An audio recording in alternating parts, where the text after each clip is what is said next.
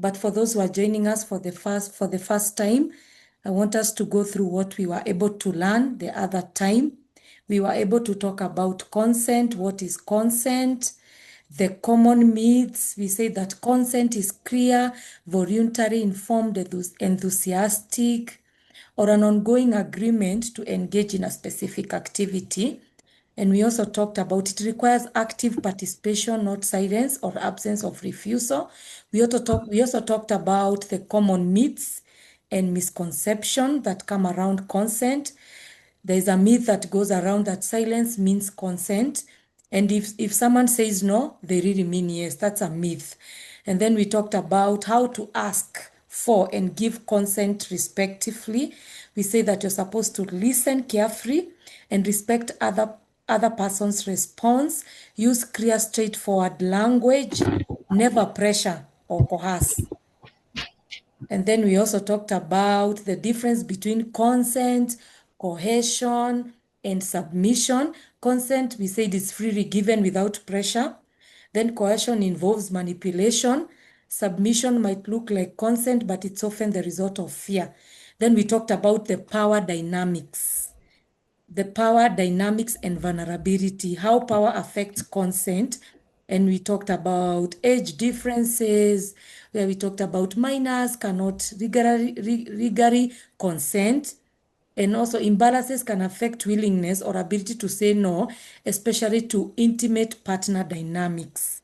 Then we talked about disability and communication barriers that might complicate expressing consent. Then the last one, we talked about recognizing abuse of power and manipulation. We say that identifying signs of manipulation like threats or intimidation, understanding that consent obtained under pressure, fear, or obligation is not valid. So we have to encourage vigilance and intervention when abuse of power is suspected. So that is what we were able to cover about consent. And today I want to go straight to Juliet. Juliet, you're so much welcome to cover the first question. Okay. So thank you so much, Perry, for welcoming me to this webinar. My name is Juliet Nyabura. I work with Work and Vijana Initiatives. So in terms of how cultural norms and gender stereotypes, how they affect consent, first, I like that Perry has reminded us that consent should be clear, it should be voluntary, and also it should be enthusiastically given. But now, when it comes to how people understand consent and whether they respect it, that is shaped by the cultural norms and the gender stereotypes that we grow up with. So when it comes to cultural norms and consent, so I'll divide them into two: cultural norms and consent, and gender stereotypes and consents. So for the cultural norms and consent, we find that in many communities, silence is often mistaken as an agreement, where when someone asks you something and you are silent, they assume you have automatically said a yes. If you don't say aloud no, they assume you have agreed to whatever they were asking. And also we see that power dynamics, as also Perry has said, also affects where we see the age and the status of a person can make it hard for an individual, especially women, to say no, because we see that once people are married, there's intimate partner relationship where they assume since you're married, it's an automatic yes. And also they assume it's a permanent yes, and it's an unquestionable yes when they ask you anything. And here's where we always find that there's a lot of intimate partner abuse because they assume the assumption of things being automatic. And then in terms of age, we have witnessed in some communities, we have beliefs beliefs that have where girls when they get to a certain age, they go through certain rites of passage. It could be through initiation or marriage, and these cultural ideas, they create an environment where real consent is rarely respected. Perry has also echoed. I like that she has echoed from a previous conversation. Alice pointed out that children are not in a position to give consent, and this is because, and also they are in the process of learning, and also adults are in authority, so they might end up suppressing the children. As so when it comes, so that is how cultural norms and consent relate. And when it comes to gender stereotypes and consent, here it's gender stereotypes is in terms of sex. Men in our communities, we find that men are taught to be dominant. They are taught to be persistent or even aggressive, while women are socialized to be modest. They are socialized to be passive, and not to openly express desires. So you find women are a bit suppressed, and so when a woman says no, it is sometimes it is dismissed, or it is looked as if she is playing hard to get. And when a man says no, he could be ridiculed, or maybe seen as not man enough. So these are some of the stereotypes that blur the line around consent and place blame on the survivors instead of the perpetrator. And we find that because of these stereotypes, the perpetrators always they are able to, the victims are not able to get the justice that they require. Over to you, Perry. Thank you so much. So thank you so much for going through the cultural and social influences, especially on gender stereotypes. We know that cultural norms and gender stereotypes often create unequal power dynamics, just like you have said. So the problem with it is that it often creates unequal power dynamics. So maybe I can ask you, Juliet, how can we break these harmful social beliefs? Yes, how to break these harmful social beliefs? We need first to understand that culture starts with us. In our homes, in our schools, in our workplace, and even in our day-to-day conversation. Yeah, So it is very important for us to challenge stereotypes. thank you. Even through conversation, sometimes we like throwing words in a jokingly manner, but you don't know what you are impacting. So, for examples that I would give, that examples of social beliefs that could be through either victim blaming, where you find you words thrown around like uh, she's the one who brought it to herself. Maybe it's her behavior, it is her dressing code. And then we also find people normalizing violence, where domestic violence is a private family matter. People don't want to get involved. And then you find there's a lot of shame, especially for the survivors, whereby they face either labeling, rejection, or stigma. And also there's male entitlement, where men have there's this word of men have the right to discipline women. And in our first webinar, Paris mentioned something. If you love someone, you don't inflict pain. Yeah. So when you love someone, you don't inflict pain. And then the other thing is religious misinterpretation, where you find people misusing faith as an excuse of abuse. There's this verse of Ephesians 5:22 to 33, where it says, "Wives, submit yourselves to your husband as you do to the Lord," something like that. Maybe you can read it at your own free time.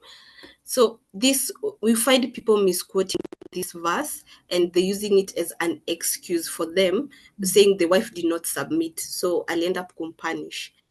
So what are some of these consequences of these beliefs, or these beliefs? Number one, we see survivors are remaining silent because of fear of judgment, because they don't have a space for them to express themselves. And also we find a perpetrator will act with impunity because the community ignores their actions, or maybe they excuse the action. When the husband beats the wife, you assume it's normal, which is not. And then for the people affected, we have people who are affected either directly or indirectly. It creates a cycle of trauma and violence passed over to generation, because like, I saw my dad do it, so I'll also do it, or I saw my mom do it, so I'll also do it. And then also violence becomes invisible because people tend to normalize it or ignore it, so they assume it's a normal thing. And then, okay, lastly, so how we can be able to address or change cycle of violence is, number one, we need to call out victims. It's not, should not be normal. We need to call out victims and stop harmful jokes. Harmful jokes could be through labeling, where you say that is the woman whose husband beat her, that is the lady who's defiled, terms like those. Even if you're saying it jokingly, they continue a cycle of violence. And also, we need to educate our community, like what we are doing. We need to advocate and also teach that violence is not discipline or love. Violence is abuse. And then we need also to redefine, we should go back and redefine masculinity and femininity, where we tell the community we need to promote strength as respect, not as dominance. And then we need to create spaces for the survivors where they can be able to express themselves without stigma. And lastly and importantly, we need to involve our leaders, either religious leaders or community leaders, in order they can help us to reach more people in advocacy. Over to you, Perry. Thank you so much. We can talk about what Juliet has said.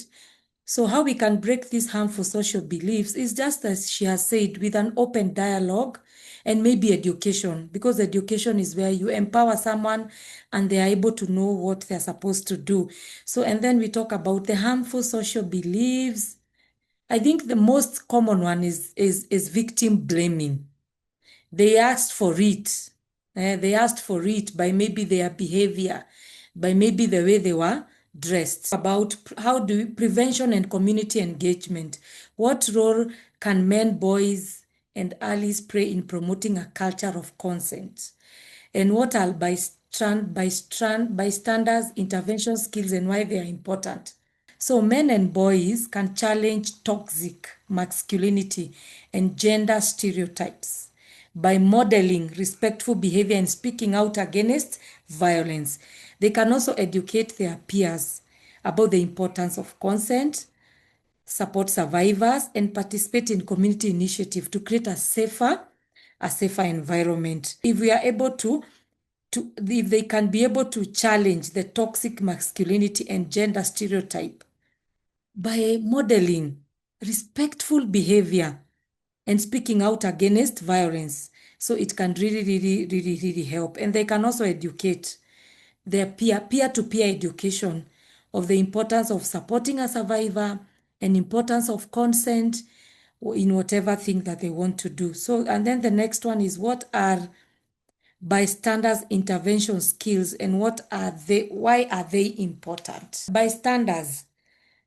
Juliet, maybe you can elaborate more on who are bystanders. When we say a bystander, we mean a person. A bystander is a person who is present at an event or an incident. Yes. So, for example, when you hear your neighbor or your neighbors having a side, but you are a bystander because you can hear the confrontation. Yes. So it's your responsibility to. There's that thing called the nyumba kumi. It's your responsibility to know, to be your neighbor's keeper, not just your brother's keeper, but also your neighbor's keeper. Know what's going on with them, and if you are able to intervene, you can also intervene in whatever case or whatever is bringing the issue. Thank you so much. So bystander intervention skills involves recognizing potentially harmful situations and safely stepping in to prevent violence or harassment. This can include distracting, delegating to others for help, or directly intervening. These skills empower individuals to actively contribute to safer communities. So all of us, most of the time, we are bystanders. And most of the time, what we can do, we can distract, we can delegate to others for help. So when you see someone doing something, so what you can do, you can distract them. If you're not able to distract them, then also you can delegate to others for help. If you feel that it's not at your capacity, you can call a person who is standing next to you to come in and help, or directly intervene on the situation. If, for example, it's domestic violence, you can directly intervene. You get in and you help the situation as it is. So maybe I could also contribute on the role of men and boys, and also any other person in promoting consent, a consent culture. Uh, as you have just said, advocacy goes a long way, because advocacy is more of, don't just stand and watch things happen. It's more of standing and correcting what is done wrong, the harmful actions, and also being role models. With being a good role model, you demonstrate respect in relationship by seeking consent in everyday situation, because I feel like consent is so underrated.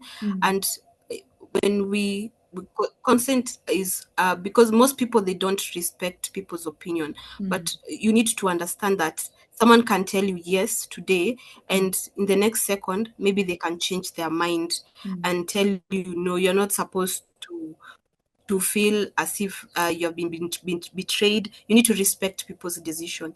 And then the other thing is, we need also to, as for our the role of men and boys, they need also to challenge harmful norms, by rejecting the masculinity with dominance and entitlement or control. And also, it's important for you to raise awareness. I'm so happy to see, I see Cliff, I see Dennis, I see Eric here.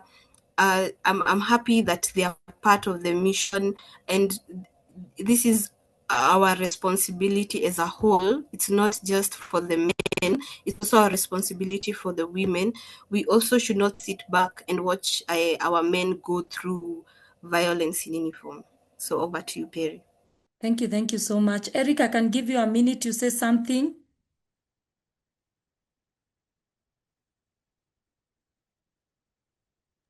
Thank you so much for the opportunity.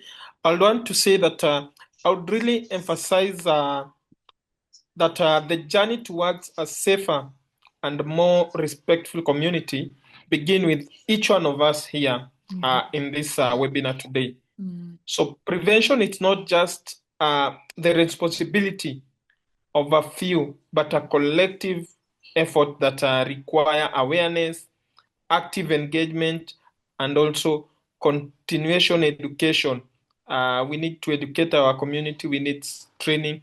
So by promoting a culture of respect, empowering individuals through knowledge and skills, and also fostering an open conversation, we can be able to create an environment where everyone feels safe and valued. So let's commit on working together, men, women, youth, community leaders, and all the allies, so that we can be able to have a sustained this momentum to make a lasting change in our community. Thank you. Thank you so much. Thank you so much for everyone who have joined. So we are going to have one more to complete the 4 sessions. So watch out for the next one.